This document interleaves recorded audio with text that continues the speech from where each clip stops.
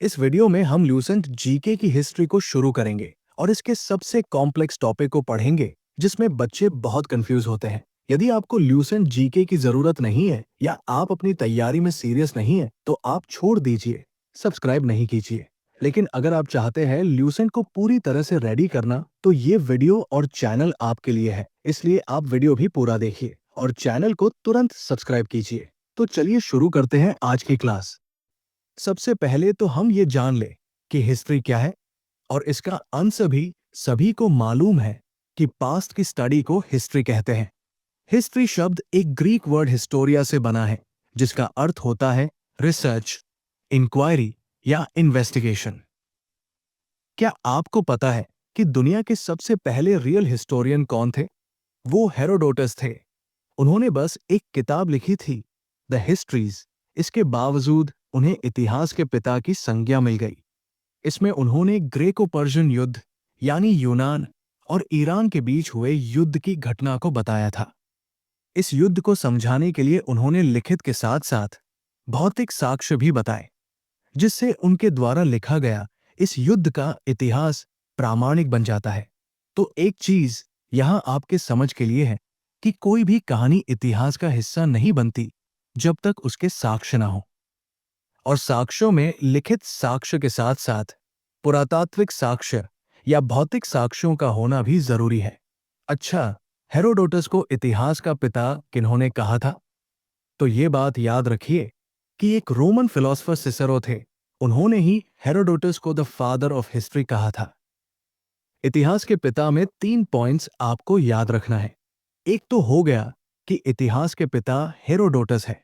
दूसरा ये याद रखना है कि आधुनिक इतिहास के पिता यानी the father of modern history ये किन्हें माना जाता है? तो आधुनिक इतिहास के पिता के रूप में लियोपोल्ड वॉन राके को जाना जाता है। और तीसरा कि भारतीय इतिहास का पिता किन्हें माना जाता है? तो चंद्रगुप्त मौर्य के दरबार में सेल्यूकस निकेटर के द्वारा जिस राजदूत को भेजा गया था, जिन्होंने इंडिका नाम की एक बुक लिखी थी, हाँ, आप सही समझ रहे हैं, वे थे मेगास्थनीज।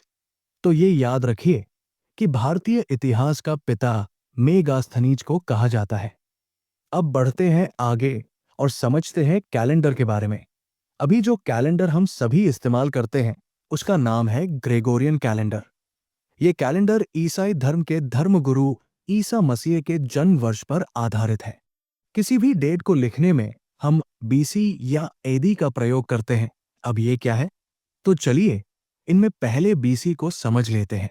बीसी का फुल फॉर्म होता है बिफोर क्राइस्ट, यानी ईसा मसीह के जन्म से पहले का समय। हिंदी में इसे ईसा पूर्व कहा जाता है। ईसा पूर्व या बीसी में वर्षों की गिनती उल्टी दिशा में होती है। जैसे महात्मा बुद्ध का जन्म 563 ईसा पूर्व में और उनकी मृत्यु 483 ईसा पूर्व में हुई। यानी ईसा मसीह के जन्म के 563 वर्ष पहले महात्मा बुद्ध का जन्म हुआ और उनकी मृत्यु ईसा मसीह के जन्म से 483 वर्ष पहले हुई। इसमें हम अगले वर्ष को जानने के लिए एक घटाते हैं। जैसे 563 ईसा पूर्व का अगला वर्ष 562 ईसा पूर्व होगा। हमें उम्मीद है कि आप इस ईसा पूर्व के कॉन्सेप्ट को समझ गए होंगे। तो चलिए अब एडी को समझते हैं। एडी का फुल फॉर्म होता है एनो डोमिनी। ये लैटिन भाषा का एक फ्रेज है जिसका अर्थ होता है in the year of Lord. Hindi में इसे ईस्वी लिखते हैं। बहुत लोग इसे आफ्टर डेथ भी कहते हैं, यानी ईसा मसीह के मृत्यु के बाद का समय। इसमें सामान्य तरीके से वर्षों का कैलकुलेशन होता है। जैसे अभी 2025 का साल चल रहा है, अगला साल कौन सा होगा? सबको पता चल ही गया होगा। तो कमेंट में लिख दीजिए कि कौन सा साल अगला साल होगा। तो ये है एडी। और वीडियो अगर अच्छी लग रही है तो लाइक के प्रतिशत को बढ़ा दीजिए, जिससे कि अगला वीडियो आपको और धमाकेदार मिले। चलिए अब कुछ महत्वपूर्ण एरास यानी कुछ इंपॉर्टेंट संवत को जान लेते हैं। सबसे पहला है विक्रम संवत। ये संवत उज्जैनी के राजा विक्रमादित्य के द्वारा शुरू किया गया था और इसका पहला वर्ष 57 एडी से शुरू है। विक्रमादित्य ने शक राजाओं को हराया था, जिसके बारे में हम आगे की वीडियोस में चर्चा करेंगे और उसकी लिंक आपको डिस्क्रिप्शन में भी मिलेगी। तो शक राजाओं को हराने के बाद इस दिन को मनाने के लिए उन्होंने विक्रम संवत की शुरुआत की।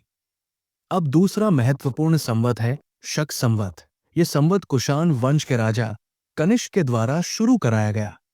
कनिष्क ने अपने सिंहासन पर विराजमान होने के अवसर पर इसे शुरू किया था। भारत सरकार ने ग्रेगोरियन कैलेंडर के साथ साथ शक संवत को राष्ट्रीय कैलेंडर के रूप में 22 मार्च 1997 को अपनाया था। यह संवत 78 ईस्वी में शुरू हुआ, यानी इसका पहला वर्ष 78 ईस्वी में है। तीसरा महत्वपूर्ण संवत है गुप्त संवत। इसे 319 ईस्वी में गुप्त वंश के राजा चंद्रगुप्त प्रथम के द्वारा शुरू कराया गया। चंद्रगुप्त प्रथम भी जब राजा बनते हैं और सिंहासन पर बैठते हैं तो उसी अवसर पर उन्होंने गुप्त संवत की शुरुआत की थी। अगला इंपॉर्टेंट संवत है हर्ष संवत। इस संवत को कन्नौज के राजा हर्षवर्धन ने शुरू कराया था। उन्होंने भी अपने सिंहासन पर बैठने के अवसर पर इस संवत को शुरू किया और वे राजा बने 606 ईस्वी में। इसलिए हर्ष संवत का पहला वर्ष 606 ईस्वी ही है। अगला महत्वपूर्ण संवत है हिजरी संवत। मुख्य रूप से इस्लाम धर्म में इस कैलेंडर का उपयोग होता है। अरब में खिलाफत साम्राज्य के दूसरे खलीफा उमर थे। उन्होंने ही इस संवत की शुरुआत की। 622 ईस्वी में पैगंबर मोहम्मद अपने अनुयायियों के साथ मक्का से मदीना चले गए। इसी घटना को याद रखने के लिए उमर ने हिजरी संवत की शुरुआत की और इसलिए इस संवत का पहला वर्ष है 622 ईस्वी। अंत में एक महत्वपूर्ण कैलेंडर को जान लेते हैं जो है इलाही कैलेंडर।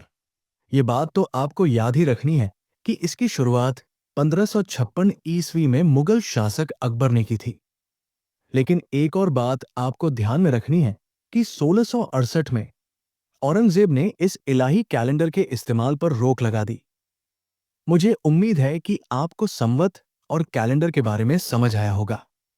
अब आगे बढ़ते हैं और समझते हैं हिस्ट्री के पीरियोडाइजेशन को।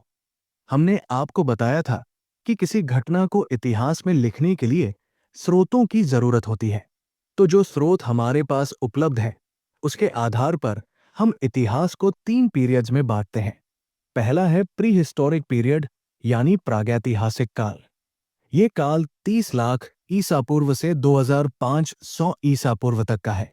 इतिहास का ये समय ऐसा है जिसके कोई लिखित साक्ष्य हमारे पास उपलब्ध नहीं है। तो जिस काल के लिखित स्रोत उपलब्ध नहीं है उन्हें प्रागैतिहासिक काल कहा जाता है। दूसरा है प्रोटो हिस्टोरिक पीरियड यानी आद्य ऐतिहासिक काल। ये काल 2500 ईसा पूर्व से 600 ईसा पूर्व तक का है। इस समय का लिखित विवरण तो हमारे पास है, लेकिन या तो उसे पढ़ा नहीं जा सका है या फिर उसके लिखित दस्तावेजों को पुरातात्विक साक्ष्यों से कंफर्म नहीं किया जा सका है।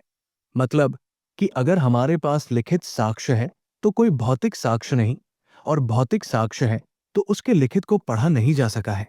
जैसे सिंधु घाटी सभ्यता। इस समय के लिखित विवरण और भौतिक साक्ष्य तो बहुत सारे उपलब्ध हैं, लेकिन लिखित साक्ष्यों को पढ़ा नहीं जा सका है, तो ये आद्य ऐतिहासिक काल के अंतर्गत का समय है। दूसरा उदाहरण है वैदिक काल। उस काल के लिखित साक्ष्य तो बहुत है, लेकिन हमारे पास पुरातात्विक साक्ष्य बिल्कुल नहीं है। इसलिए वैदिक काल भी आद्य ऐतिहासिक काल के अंतर्गत का समय है।